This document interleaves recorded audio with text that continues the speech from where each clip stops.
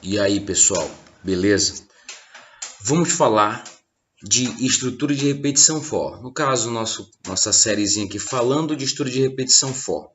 Falar de algumas questões que às vezes nos bugam e deixa a gente com dificuldade na hora de respondê-las, tá ok? É para amedrontar mesmo. Vamos lá. Minha Lucy. Vamos falar dessa questão aqui.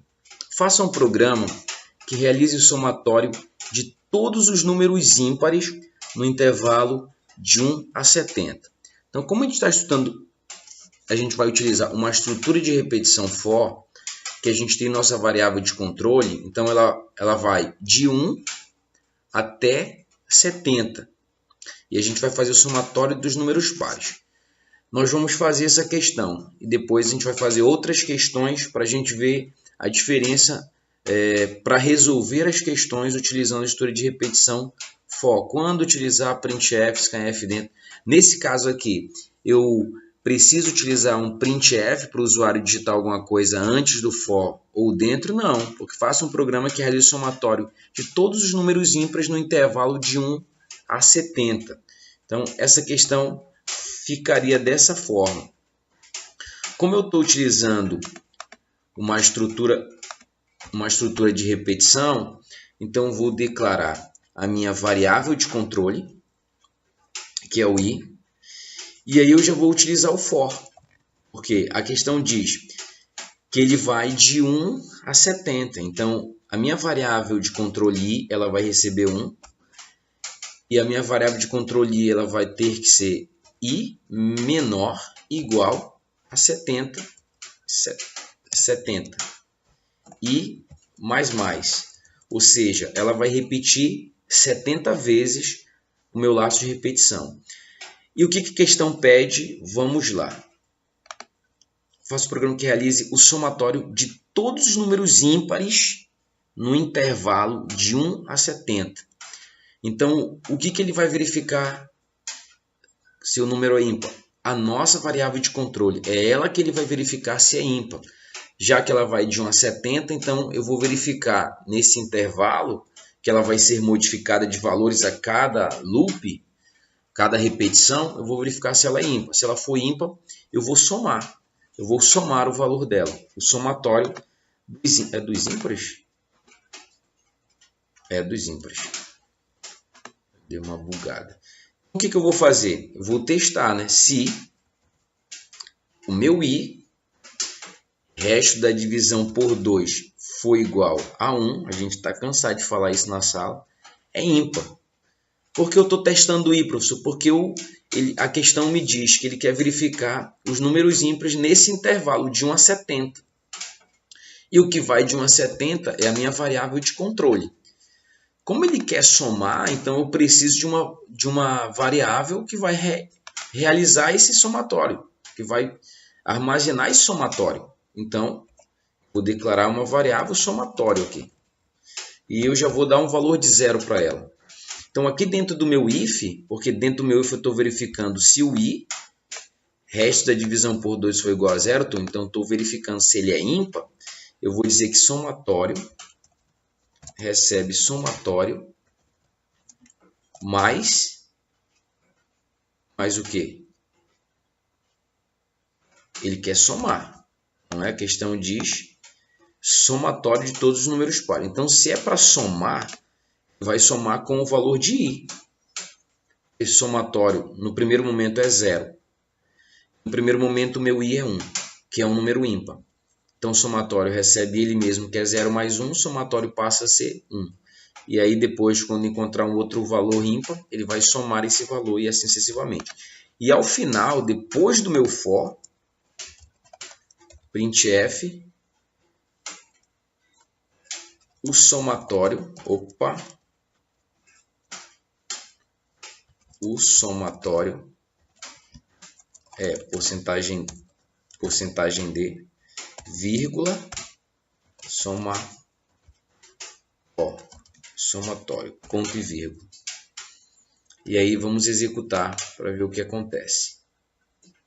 Olha aí, o somatório de todos os números ímpares vai dar esse valor aí. Está somando todos os números ímpares, ok? Até a próxima, então. Vamos lá. E aí, pessoal, beleza? Continuando a nossa sériezinha falando de estrutura de repetição for, a gente vai para uma outra questão que às vezes deixa você bugado. Essa daqui, ó.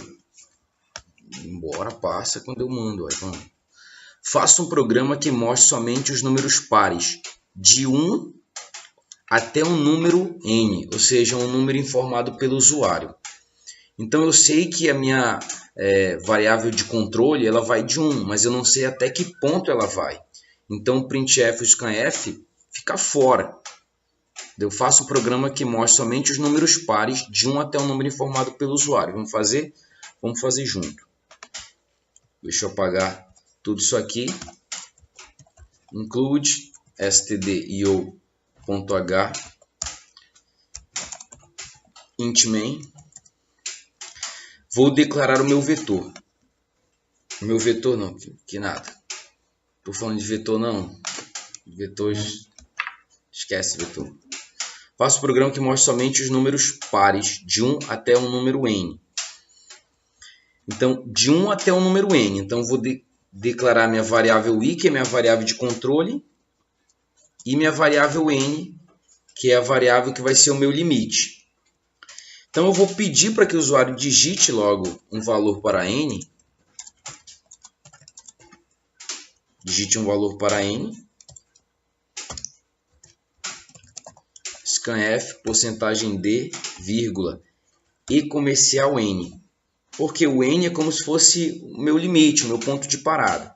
Então, a questão diz que vai de 1 até n, ou seja, um número informado pelo usuário. Então, o meu for vai dizer, vou inicializar minha variável de controle, que ela vai de 1, e o meu i tem que ser menor, igual a n.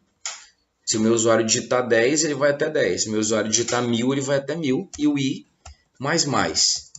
Só que a questão diz o seguinte, que mostre somente os números pares de 1 até um número n. Somente os números pares de 1 até n. Ou seja, então minha estrutura de repetição ela vai de 1 até o número que o usuário digitar.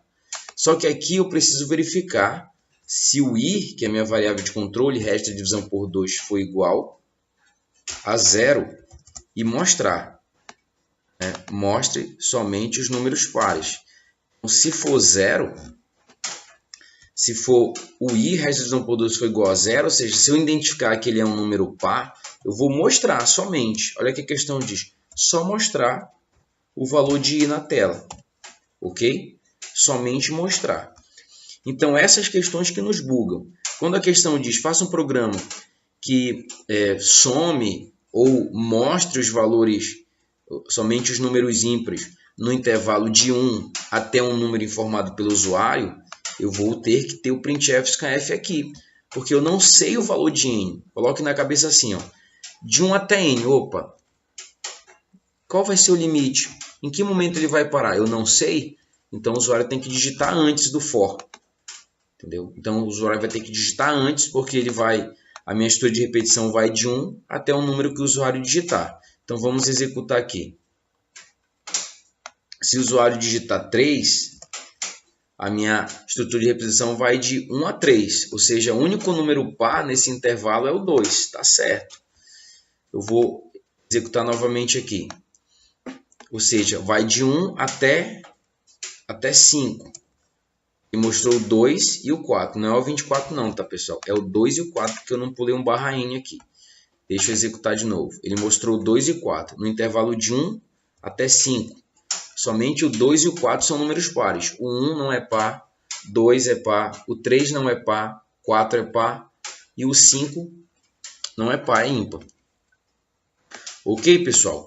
Então, façam essa questão, rastreiem essa questão, se necessário, e procurem entender a estrutura de repetição for e essas questões. A gente vai já para a próxima questão, para a gente estar desmistificando essas questões que às vezes nos deixam bugados. Falou?